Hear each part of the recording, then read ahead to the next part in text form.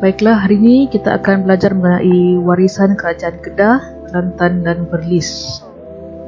Sistem pemerintahan peraja, penggunaan gelaran pemerintah.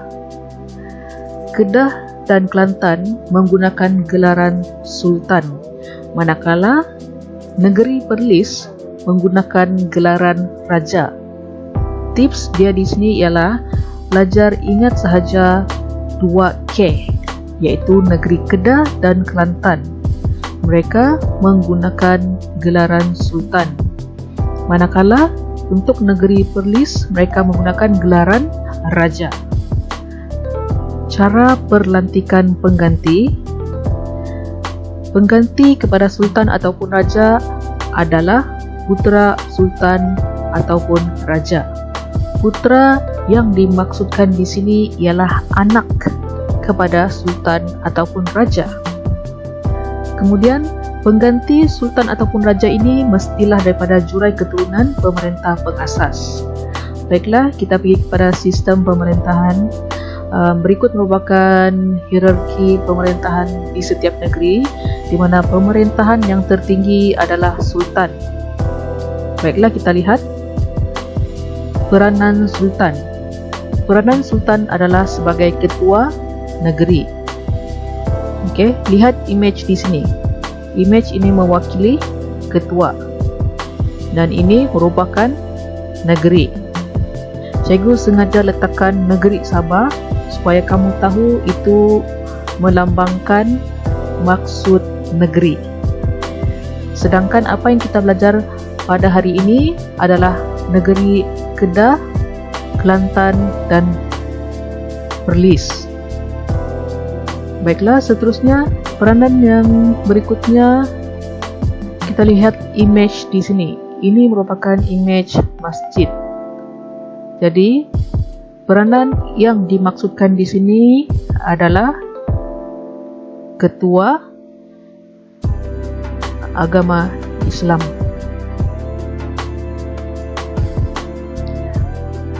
Peranan Sultan yang ketiga adalah lambang perpaduan rakyat. Okey, pelajar boleh ingat image di sini. Jadi sekali lagi kita cuba peranan Sultan. Yang pertama, ketua negeri. Yang kedua, apa ini? Ketua agama Islam. Dan yang ketiga, lambang perpaduan rakyat. Seterusnya kita pergi lihat kepada hierarki yang kedua, di mana di dalam hierarki yang kedua, pemerintah adalah pembesar dan kawasan pemerintahan dia adalah di kawasan jajahan ataupun daerah. Peranan pembesar adalah sebagai wakil pentadbir yang bertanggungjawab terhadap jajahan ataupun daerah. Hierarki yang terakhir adalah penghulu, di mana penghulu mengetuai kawasan mukim. Penghulu merupakan orang perantaraan antara rakyat dan pemerintah. Baiklah, sekarang ni kita akan lihat adat istiadat yang masih diamalkan sehingga hari ini. Yang pertama, Majlis Pemasyuran. Majlis Pemasyuran pengganti Raja. Pemasyuran merupakan satu perihal menyebarkan ataupun menyiarkan berita. Baiklah, kita lihat video mengenai Majlis Pemasyuran Sultan ataupun Raja.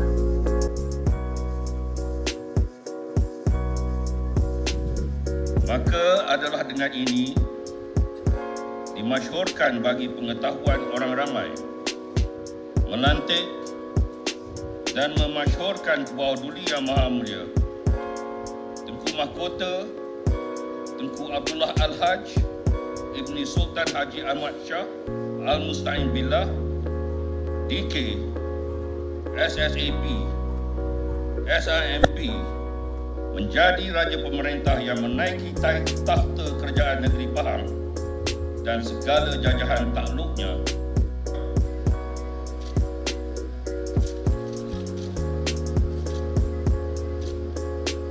ke bawah Duli Yang Maha Mulia Tuanku.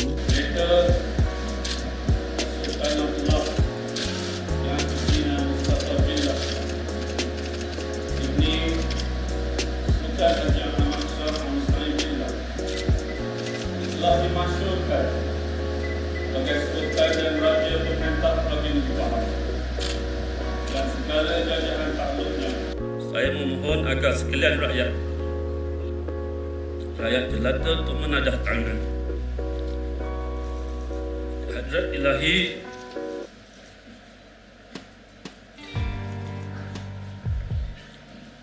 memohon ampalah sudi kiranya jika dilindungi dan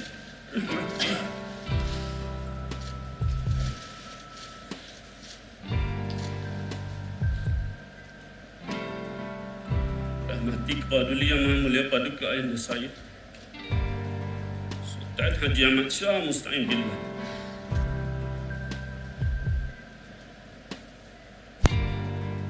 Majlis pemasyuran biasanya dilakukan sebelum jenazah pemerintah dimakamkan. Dan daripada video kita dapat melihat kesedihan yang dipamerkan di wajah pengganti kepada Sultan. Adat yang kedua ialah istiadat pertabalan. Dalam istiadat pertabalan terdapat beberapa simbolik. Yang pertama adalah naskah Al-Quran dan alat kebesaran diraja akan dipersembahkan. Yang kedua, Sultan akan membaca watikah pertabalan. Kemudian Sultan akan mengucup keris kuasa dan Menteri Besar akan mengetuai seruan Daulat Tuanku. Kita akan lihat video istiadat pertabalan di sebelah.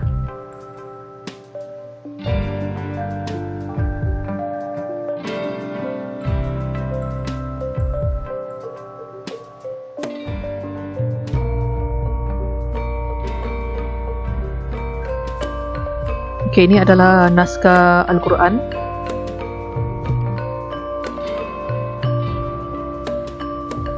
Dan beberapa alat kebesaran diraja.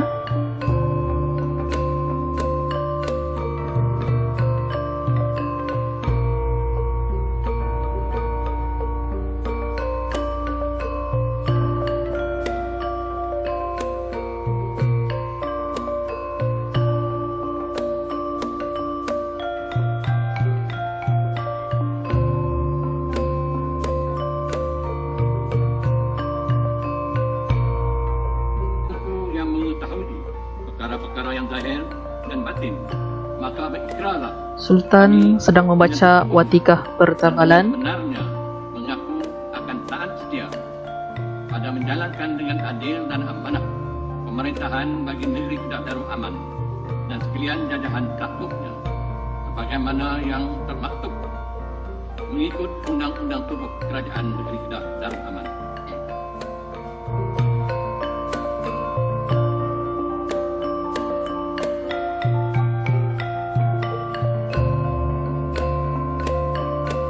Seterusnya, upacara mengucup keris kuasa.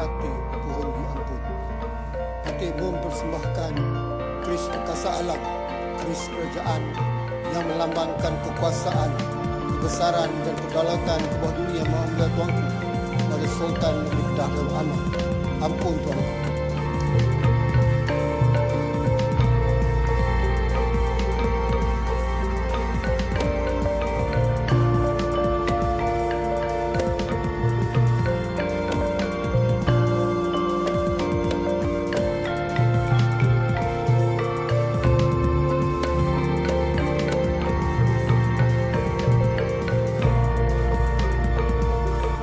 Bismillahirrahmanirrahim. Dengan izin Allah Subhanahu wa taala, maka Kebawah Duli Yang Maha Mulia Sultan Salihuddin Ibni Almarhum Sultan Badri Shah telah ditabalkan sebagai Sultan Negeri Kedah Darul Aman yang ke-29 dengan gelaran Bawah Duli Yang Maha Mulia Al-Aminul Karim Sultan Salihuddin Ibni Almarhum Sultan Baduddin Shah. Daulat Tuanku, Daulat Tuanku, Daulat Tuanku.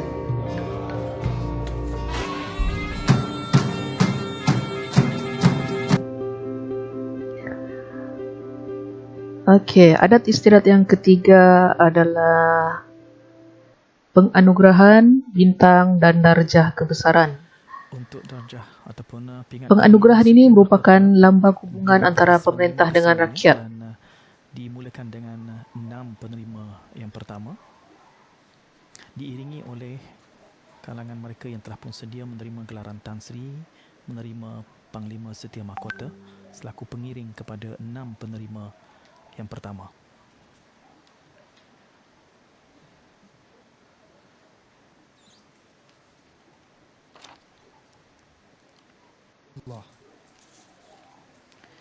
Tan Sri Dr. Nur Hisham Abdullah merupakan tokoh yang tidak asing lagi, berusia 57 tahun, adalah Ketua Pengarah Kesihatan Malaysia, merupakan Bardan atau Dipersilakan frontline Yang Berbahagia Jeneral Tan Sri Zamrus bin Muhammad.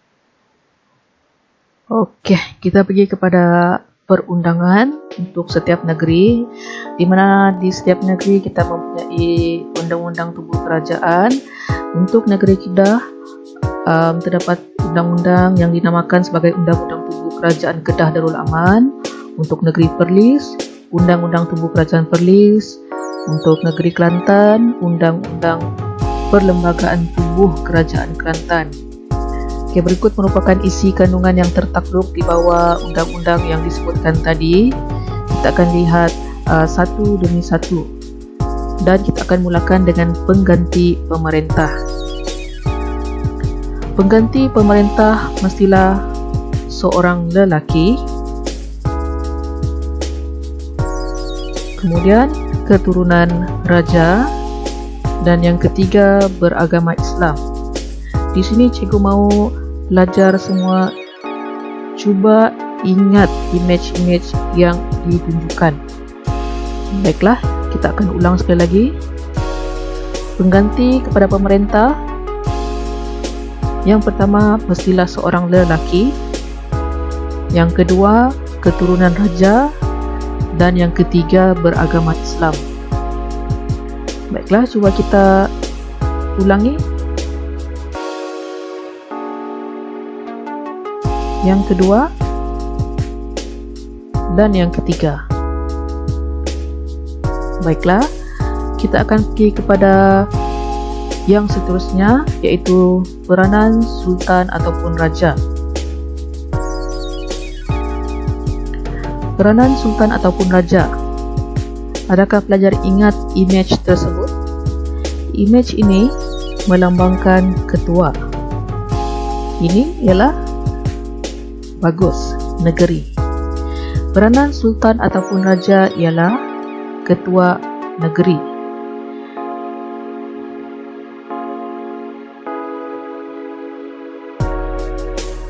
Bolehkah pelajar bagi tahu ini adalah image apa?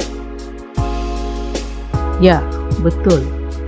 Peranan sultan ataupun raja yang seterusnya adalah ketua agama Islam. Baiklah, sekarang cikgu ingin pelajar-pelajar cuba imbas kembali peranan sultan ataupun raja. Adakah anda bersedia? Peranan sultan ataupun raja. Yang pertama. Baiklah, yang kedua.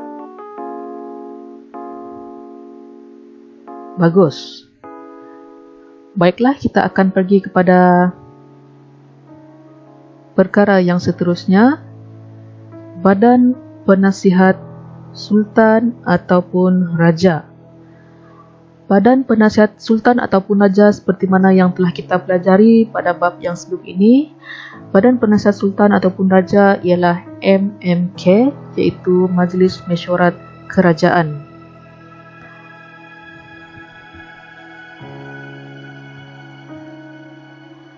Kuasa Majlis Mesyuarat Kerajaan diketuai oleh Menteri Besar. Baiklah, cikgu ingin belajar ulang semula apa yang telah cikgu katakan tadi mengenai Badan Penasihat Sultan ataupun Raja. Bersedia?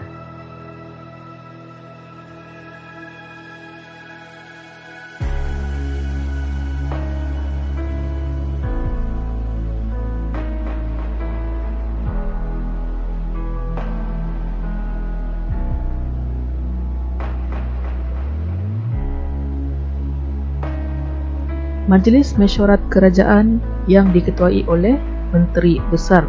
Bagus. Seterusnya, kita akan pergi kepada tanggungjawab Sultan ataupun Raja. Tanggungjawab Sultan ataupun Raja ialah Sultan ataupun Raja berhak memilih Menteri Besar. Okey, pelajar boleh ingat, imej ini adalah imej yang pelajar semua lihat di sini. Ini merupakan imej Menteri Besar. Oleh itu di sini kita boleh katakan Sultan berhak memilih Menteri Besar. Tanggungjawab Sultan ataupun Raja yang seterusnya ialah larangan menyerahkan negeri ataupun kuasa kepada kerajaan lain. Baiklah, sekarang ni kita akan lakukan sedikit ulang kaji mengenai tanggungjawab Sultan ataupun Raja. Bersedia?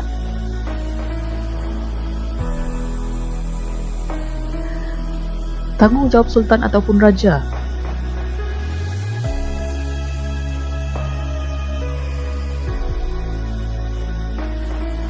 Bagus. Yang kedua, bagus. Seterusnya kita akan lihat hak rakyat dalam pentadbiran. Apakah hak rakyat dalam pentadbiran?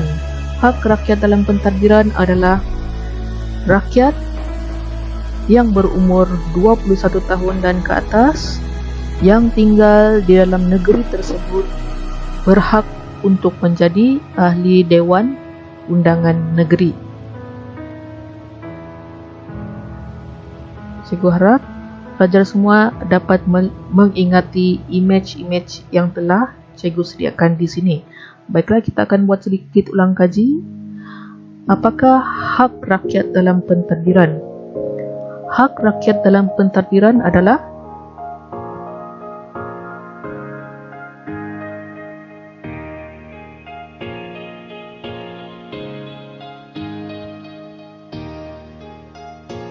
bagus. Dengan itu, sekian sahaja pembelajaran kita pada hari ini. Dan sekiranya pelajar ingin mengulang kaji semula, bolehlah melihat semula video yang telah cikgu buat pada hari ini. Sekian, terima kasih.